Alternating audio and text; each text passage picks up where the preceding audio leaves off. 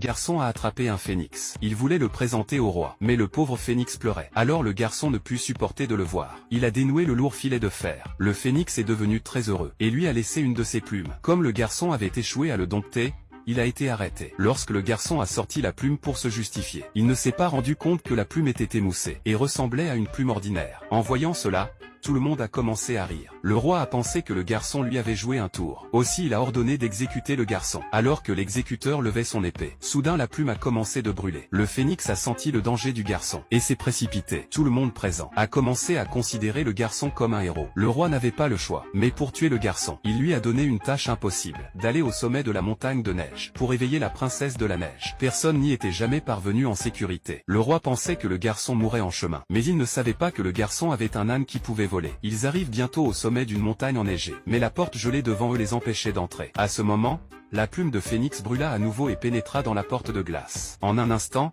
la porte se transforma en glace et en eau. L'homme entra prudemment dans le palais de glace. Il rencontre enfin la légendaire princesse des neiges.